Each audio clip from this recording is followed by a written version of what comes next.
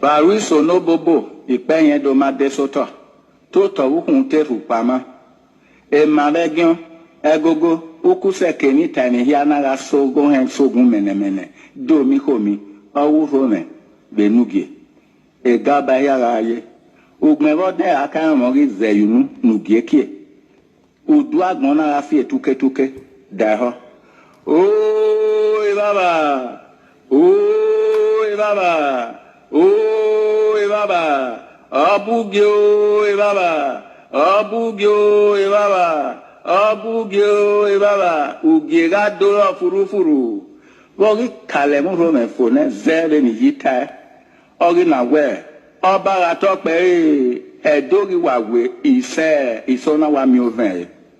Ari tu udunite panokweko. Emugie ni regwa ge gbana apegbe agbe yare. Erumi aneke hena ho, regwa gya ho, kogya ho, kikya kiko na ho. Ehiana si hu romere ne hu gbe yare no bedo. Ize ne odene dene ne de baba. Ehiana la khara. Iyama werie iyare no ba. Edo wa okwiri toni. Iri na khamo se no lele me la kan we ona sie nana ya pita wo kama e gbe re gwa o hen gwa mo egene de ugiera ri do ma merio ra na ri apara o ka do ma ri tun ho pe mu le manogan o to ri fure o mi e wo na ri aba e wa ba ko mazi ai mi omo pe ai mi o vien pe e bonado za fiere ye dona te gete eyo kini gbon na ziye na gbon bu igogbe e mo ta sa no godwa irati oba no gi olose obi ove ke obi wu na emi ehun a aderi fi owe yo ha wota unu mehin yare oba igbabi e obugi oge no nya mogun otu ekenesu ge ni gbo ba de doyi enigi ya kere doyi atu omogun iri edonirisi wa ile si wi wa re hien se he ne petun mi waye ìyá rẹ̀ wàrà yore dógbìn a lẹ́kìn náà ó sọ ìgbèrè bọ́nà ẹrú wà rí wàrà mi wáyà rẹ̀ rẹ̀ ó mọ̀gún ìyàwó rẹ̀ bùgẹ̀ ìyàwó rẹ̀ ìyá rẹ̀ ẹ̀dó pọ̀lọ́ ọba pọ̀lọ́ sùgẹ́sùgẹ́ náà yí pé àtẹ̀mí náà mi rẹ̀ dó má sẹ̀dó ìrọ̀rọ̀ ẹ̀rọ àrùn má sọ ẹ̀ ọ̀bọ kìí pẹ̀ ọ̀bọ kìí ní náà kìí mi lànà fún ọ̀bọ akẹ́rù ànógèvà eré rárá eré di àwa rírí má kìí mi lànà fún wa nínà ni a ìrásà kan dẹ̀ etí ọba ma òbí ẹ̀mí lànà fà ẹ̀dó èyí tèsí kẹrin náà dé wàárí yèrè ọ̀rì àìwòtọ́ vẹ́bọ̀ rẹ̀ ná vẹ́bọ̀ rẹ̀ wúyù sẹ́ ọ̀rọ̀ ahú bàkàbàkàbù máma gbọ̀n ọ̀rì dèrú rẹ̀ kwa máìrá mi gbọ́ rẹ̀ iṣẹ́ ẹ̀dó ẹ̀gbà tí mà ya iṣẹ́ ẹ̀gbà ìwẹ́sọ̀mọ̀gùn ó dòdò nẹ́gbàsà ọ̀bùgè ìyá rẹ̀ ó dòdò nẹ́gbàsà ọbára tọ́pẹ́ iṣẹ́ ìwé ẹ̀dùnmẹ̀nú zọmọ̀ ọ̀làbọ̀làbọ̀ èmi pẹ́rọ ní ẹ̀yà zé bóyọ ẹ̀dó ẹ̀yàwó yà kú wá gùn wọn ẹ̀dó yà gùn wọn ẹ̀dó yàrá yàrá mẹ́sẹ̀ òun ní agé náà ẹni kàwé ní tàmúwà ẹ̀dó yàrá yà tá ọ̀làbọ̀ wà tọ́pẹ́ nọ̀rọ̀ wá nọ̀rọ̀ sí èké ní orí ayé owó ìdàrún yọ ọ̀rẹ́ nà mọ́ aláwòwò òun ni agé náà yàrá yìí nù kàn èmi èso nàdó mẹ́wẹ́ ìmọ̀dìbọ̀n àìdù ààrẹ ìwẹ̀rẹ̀ náà ìyẹn ààrẹ ẹwẹ́ mi bí ọ̀wọ́n ní ẹ̀mọ̀ta ìyọ́n náà ẹwẹ́ àràwé nàdó tẹ̀ bí nà wọ́n á ní yára agbọ̀n rẹ̀ wàá dùn ẹwẹ́ òsùn ẹ̀wọ̀n náà wá sí ẹ̀dó kọ̀tọ̀ ẹ̀yẹ́ wọn ni hin yà yìí nù kàn bí ayé kò hìàn ní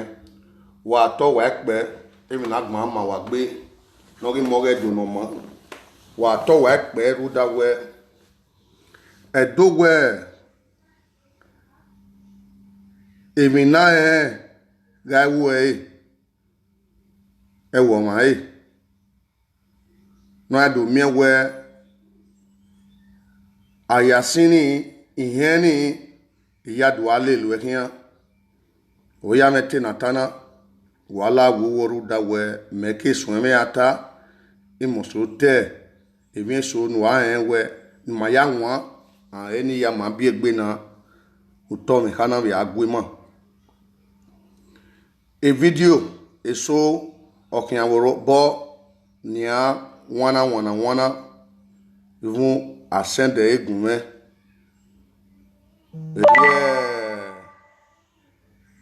Chief of Pagwan VBS. It is chief of Patona. It is on a mekpan osage mu yugu moto. Or John Osage on a mekpan mu yugu moto. It is Tona. It is Matona. If you don't know some more, I was na when it is Dogu Wagwan. Owo. Oge chief ini. Nogi video ni. Proko or moe. Or in a jawas or moe. If you don't know some white down yo. Or one not going. Be video ni do wa ma on or do wa on gwe wana wo wa won bo tedo or wa emi ya no e ka boss nu bo tedo abio we ama bio we be ni una gele amera no gele enegbe no to ha memo wa we e shifini no gun ani osun e ma no wa se do koto na ya bio ga de ni eni na ga afro. Anybody know in chief afro? Chief. Chief. Ojino. Ojiga no. Ana do mwe woke na do mwe wo ne dai. Afro no ga yi pelebe ya roa. Ve banking. No ga hien yi. Iwe o ma hien yi. No ga yi pelebe ya ra. Ve bank. Ni ga gbe government koto. We ga wa ni ke do sun Afro ni enihi. If you woman Afro ni na beka ni onyo okpia nota we erie Obasanjo we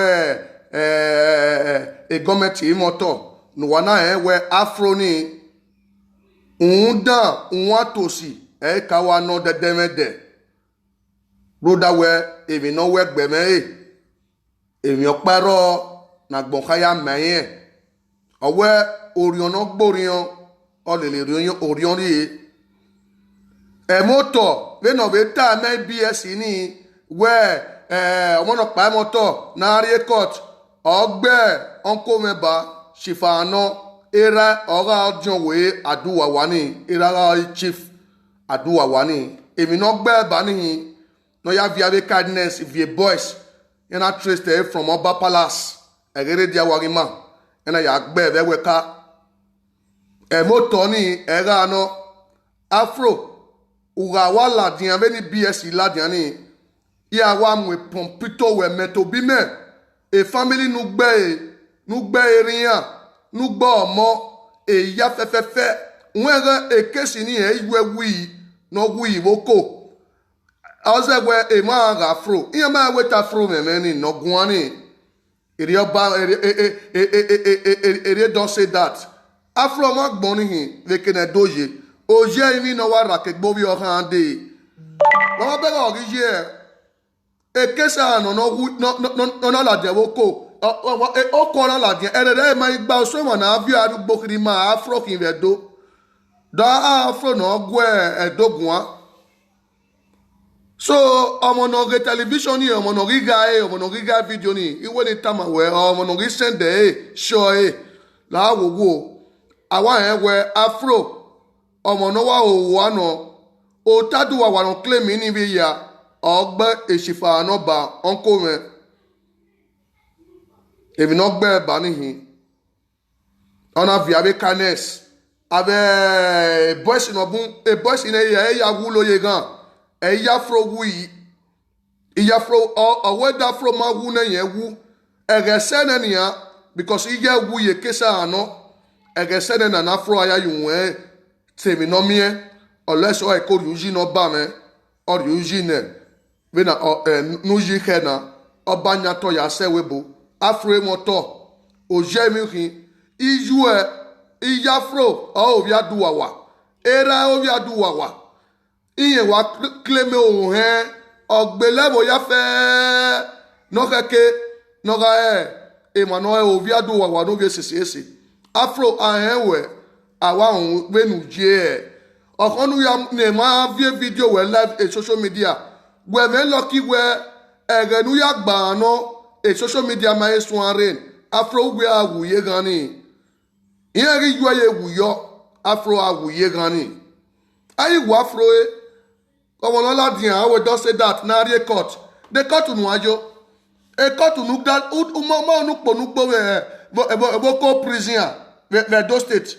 uma nu ponugbo ko prison afro na agwa beye o we moto ma bi o to ni exist ne iju e o via du wawa era o via du wawa e si fa no era ga jo we adu wawa nugbe ime bawa ime surprise baba ave oncle menike ya iye ya su eboloa yu ewu yi e ma ya no fi osisi ni nu fi o no fi osisi ni ya wulo yoku ni openu keri abawo egere di awa okabi awe egere di awa ya gba o ya gbe sifano ete sifano pa vegwa o ya ewo ya triste vegwa una gbe veweka no gomba gbo afro when you have video we have man on my story we when you have video we have man on my story afro ma gbon ni here o ma ni ki be do a ne si fi kan ati yo boru afwa unwe itama we na we unwe sifa no nu gbe unwe nu gbe ogbi yu e o ka be gba afro e mo ya fefe no ri o boba e no gba su ikoni ni wo ya gbe sifa no afro ogbi yu e yu ewu yi be gan iju yo boy tindin e be gan wa afro no dan e ma do aga e video re àwọn no pa gbe send video ni gume nobody àwọn no pa ibi e donu zomo iwe ni lade lo tamu wa se wa ya re platform ya re mi ni gben yo any video no i concern domain me palace e we gbe send e ko ware be una e go waje uga e go video mi sunuwa umie video ni ari egua we video ni ari egua e doje mo ari egua yata ogo when wado ya send la don wado ya we comedy omo me picture afro la dia afro no wa o de no wa so no wa von won no asi la imi be no si ye la imi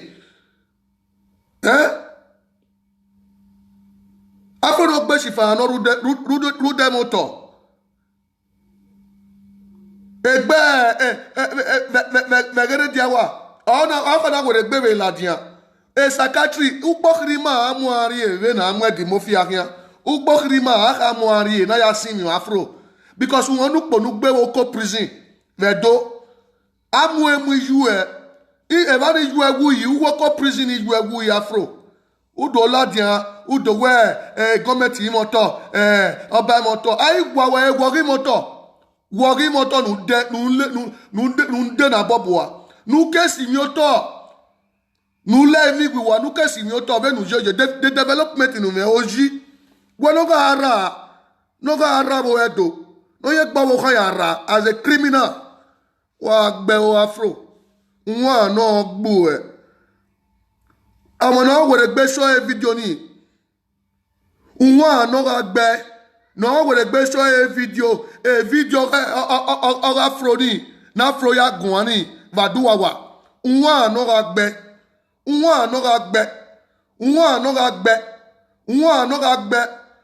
cause emoto ni ogba no ba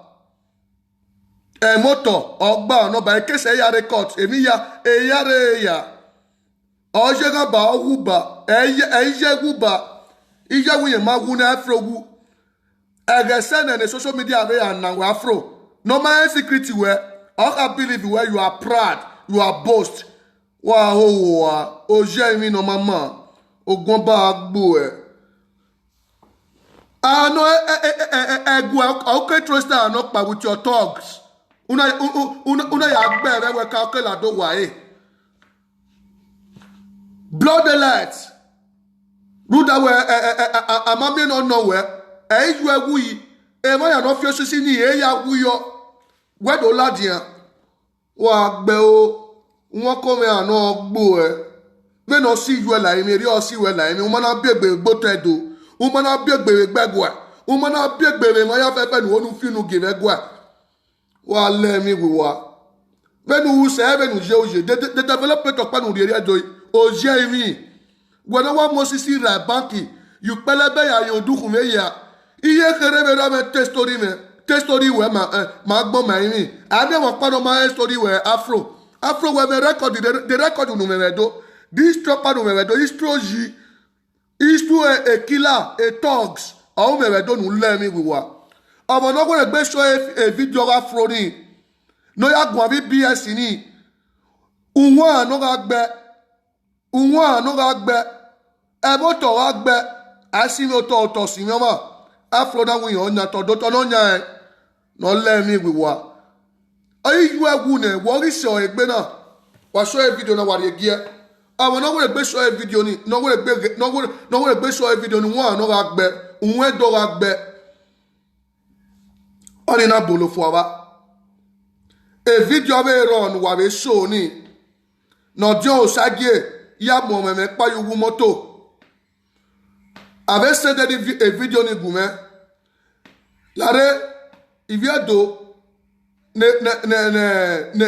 no ene gbewo iwe ni le won tamu wa yan wa la wo e video ni o ma mi ne mi no pa edogwe amawe no meme yugbo sofa no emi yawo no ye eyin o aka ya gbin unga but we bere go do agbon ka èmi náwó náà gbẹ̀gà ọ̀dọ́ agbọ́n ya nà rí èmi kọ́re gbẹ́dùn ẹ̀rẹ́ rẹ̀ ẹ̀ máa gbá ọmọ ní wà ẹ̀rẹ̀ òṣàgé náà yàrá ẹ̀rì rí mẹ́mẹ́ ní agbá yìí ọ̀pẹ́ náà ké mẹ́mẹ́ ó ṣàgé ègbé kámẹ́rà rí wà bẹ̀rẹ̀ rà yàrá ẹ̀ ọmọ ẹ̀fì wú mọ́tò ọmọ ẹ̀mì nà ta ọmọ náà wẹ̀ ọmọ ìtẹ́ndo dẹ́tọ̀ ó nìyẹn gùn ọ̀wọ̀n náà wọ́n yẹn má ìtẹ́ndo ní fi tẹ́ndo mà wẹ̀ ọ̀wẹ́ àwọn akáyàwó ìgbìnàvìà akáyàwó vìà anábì ìgbìnàvìà wò dẹ́ bẹ̀nuwẹ̀ náà ẹ̀ wẹ́ ọ̀vìà náà akáyàwó ìgbìnàvìà náà miẹ́nì ọ̀ọ̀kà ẹ̀ nù wẹ́ dèmi náà kẹ́kẹ́ nù wẹ́ wẹ́ tó wá viẹ́mi ní ìgbìnàvìà náà yà àwọ̀ vìà. Dọ́ọ̀gì mẹ̀mẹ́ ẹnigbẹ́ ẹ̀nọ́gì tàgé ẹ̀wẹ́ erédìí ẹ̀wọ́ nọ ọmọ ìbí ẹ̀dọ́nùsọ̀mọ̀ wà bẹ̀gẹ̀ ẹ̀wẹ́ òbí ọba rí ọba òbí erédìí ẹ̀wọ́ nọ ẹ̀wọ́ ògidì gan the second òbí erédìí ẹ̀wọ́ nọ ọmọ ẹ̀hà erámẹ́wé ta ọ̀gọ́ nọ mọ́rí òkú mẹ́ ìmẹ̀wé gọ́gọ́ nọ mọ́rí òkú mẹ́ ògidì gan the second ọ̀tọ́pẹ́ ẹ̀bẹ̀ kété nọ yé ọ̀nà rí òkú òkú rẹ̀ udawe agabi ọmọ be bi ọmọ ìfẹ́ donu zọmọ ọjọ́ òṣàgíè ọ̀nà dùn amú píṣọ́ ní ládìyà ọ̀nà dùn amú fídíò ní ládìyà ọ̀nà dùn arí ọmẹmẹ ní wọ́n ìyẹn bẹ́ẹ̀ mẹ́mẹ́ bẹ́ẹ̀ nà mẹ́mẹ́ ní bẹ́ẹ̀ mẹ́mẹ́ ẹ̀yìn tọgbà ó rẹ̀ ọ̀sẹ̀ mẹ́mẹ́ yọ ẹ̀gbẹ́ wà tí ọjọ́ òṣàgíè ní wàá nọ ọ̀pẹ́ ní mẹ́ta ẹ̀wẹ́ èèmọ́ nọyarí àzíngó nàyàmí bẹ́ẹ̀rẹ̀ go efa emitemeliwe ọlìlì yan kíyan erimo yan mọ̀bọ́ kíyan dẹ yan kẹ́tìpa yan adéyẹtì ọ̀sẹ̀ ẹ̀nu wa bẹ̀rẹ̀ yan wẹ òdéyẹtì kíyan ọ̀yẹ̀ déyẹtì kíyan ọ̀kẹ́kẹ́ náà ẹ̀ wẹ èfídíò ní ọ̀mọ́ ní ìnàgùn wọn ní ìnàrọ̀ ogun mọ́tò ní uwe ọ̀yà mú ẹ̀ bẹ̀kẹ́ ọ̀nà mẹ́mẹ́ èfídíò náà bẹ̀yẹ̀ yà mú ẹ̀ ọ̀fídíò ní gbìmọ̀ èkè náà gbá lọ́ ẹ̀ yìí ana gbalọ ẹ dọọgi bẹ gùn ọ èmi náà bẹ ta òbí ọba àrí ọba ọ̀fíẹ́ ẹ̀ ti dórí ọba ọ̀wẹ́rẹ́ díẹ̀ wà yẹn gbọ́ lọ ẹ wá ògidì gan nọ̀rẹ́ kété ọgí mọ́ òbíẹ́rẹ́ díẹ̀ wà náà dín ọ̀nà ẹ kété ní sọ ẹ̀ gbé ọmọ bẹ́rẹ̀ rẹ̀ ọ̀sàgé náà gbé fídíò ìlàdí ayọ̀ rí ó gbé rúdàwé mọ̀ ní máa ń wà rẹ̀ dó ìyá yẹ̀gbọ́ ẹ̀ kàn èmọ̀ ní máa ń wà rẹ̀ dó normal intendo awita female do idigbo agbe uma so a video vani eidogun akan kakabo and even le man ye bu David nwa any video no ri ko ware with wana ere o kan egwa wa wetu wasimi okeke ogwa waje wa gari egwa ni wa view ari egwa ne guaya si nuguaya re we uwa si mi keke do wa ya viogi manire social media or lesse or politics or ne ni give viogi man wa to wa pe vie do me ibuderi ere osage emi opa no ma egbe no sunu da di mo fi da osa obonori ye o yaladian wetin egbin na do we ona ije guare ne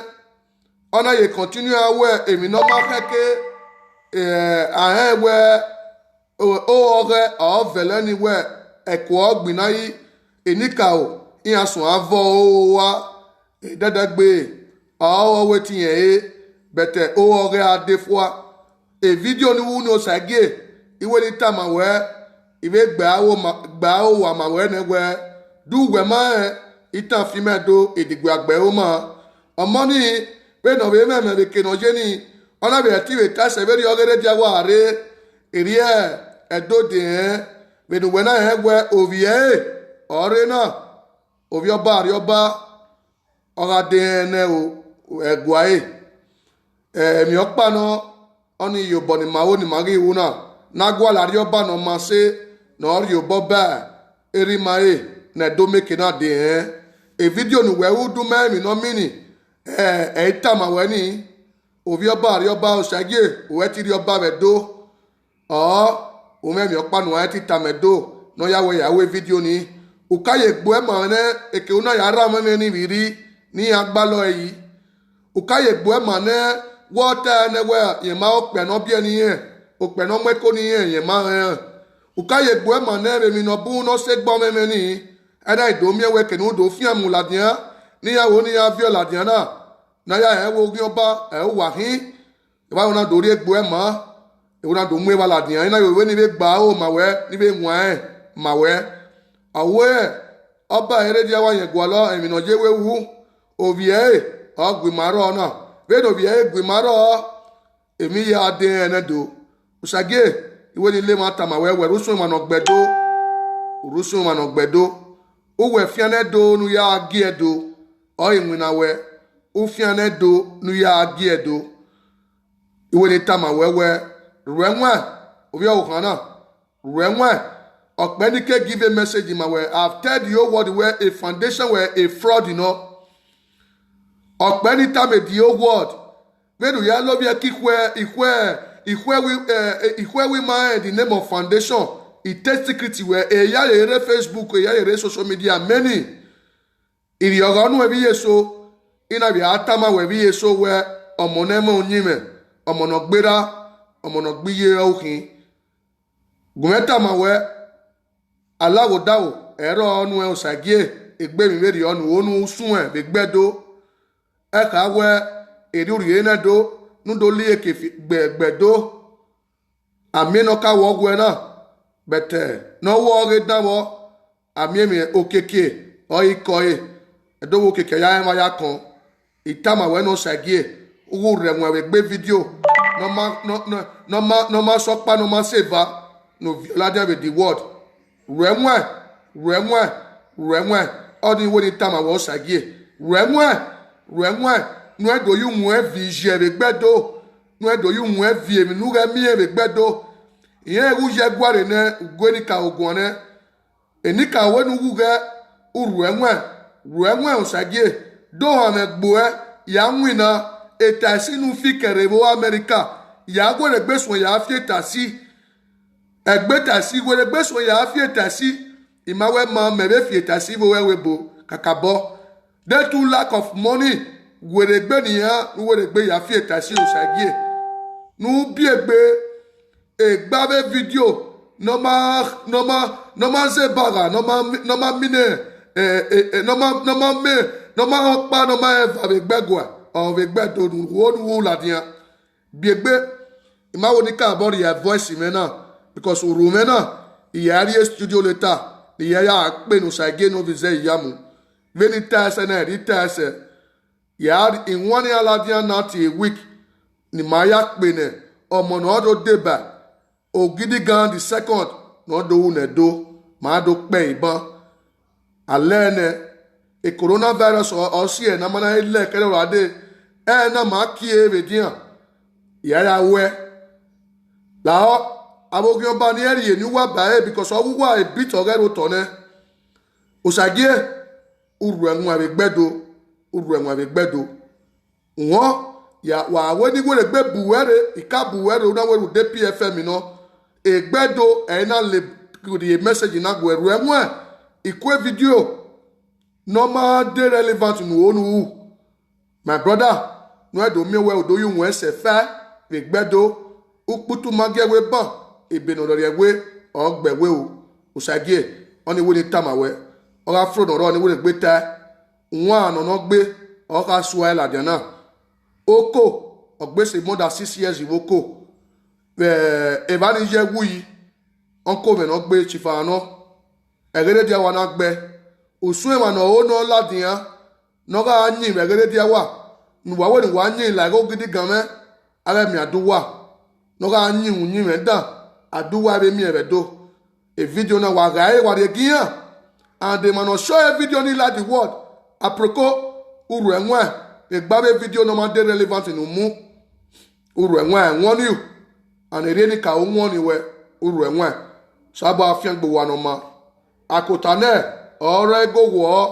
ma mi gbe wo vien na be do go gan bagun o na be de ri obodo ne no wo ni ri oboyo no ri oboyin bo wa to wa pe o ejo ni no bi neze na bizu gbe no awo wa to wa pe oba wa to pe ise okien akotane